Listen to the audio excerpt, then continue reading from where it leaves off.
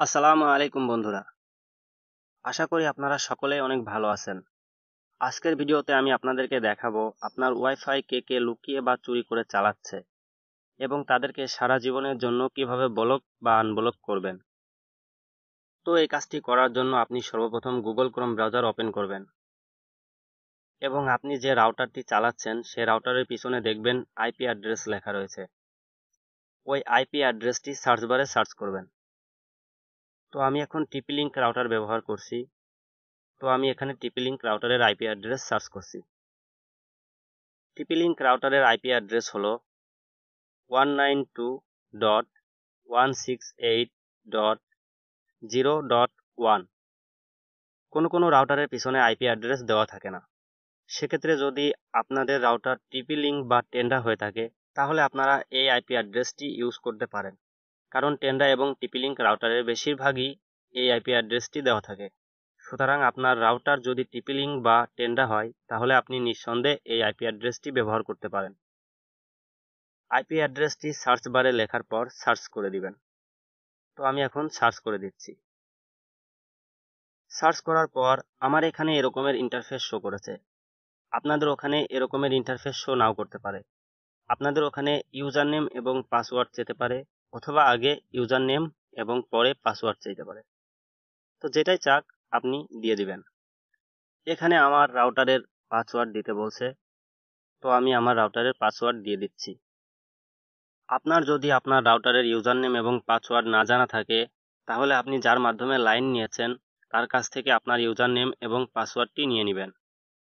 আর আপনার যদি আপনার রাউটারের ইউজার নেম এবং পাসওয়ার্ড জানা থাকে তাহলে সেগুলো এখানে দিয়ে লগ ইন করবেন।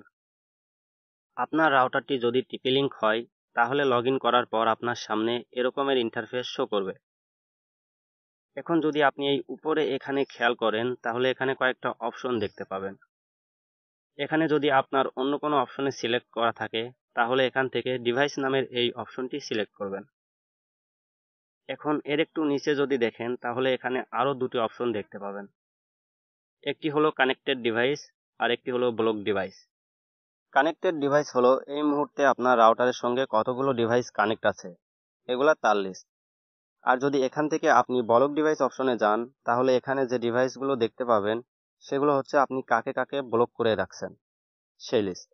এখন আমি আপনাদেরকে দেখাবো কিভাবে কানেক্টেড ডিভাইসকে ব্লক করবেন, বা যদি কাউকে আপনি ব্লক করে রাখেন তাহলে তাকে কিভাবে আনব্লক করবেন। তো সর্বপ্রথম আমি আপনাদেরকে দেখাবো কিভাবে আপনি একটি ডিভাইসকে ব্লক করবেন। এই জন্য আমাকে কানেক্টেড ডিভাইসে যেতে হবে। দেখতে পাচ্ছেন এই মুহূর্তে আমার এখানে এগুলো ডিভাইস কানেক্টেড আছে এবং এগুলো ডিভাইস ব্লক রয়েছে। এখন ধরুন আমি এনাকে ব্লক করব। এই জন্য আমাকে এনার নামের শেষে এই যে চিহ্নটি দেখতে পাচ্ছেন এখানে আমি টাচ করব। এখন যদি আপনারা লক্ষ্য করেন তাহলে দেখবেন ওই ডিভাইসটি এখানে কানেক্টেড নাই। এখন যদি আমি ব্লক ডিভাইসে যাই তাহলে দেখতে পাবো একটু আগে আমি যাকে ব্লক করেছি সে এখন এখানে আছে। এই ব্যক্তি এখন যতই চেষ্টা করুক না কেন সে আর আমার রাউটারে কানেক্ট হতে পারবে না।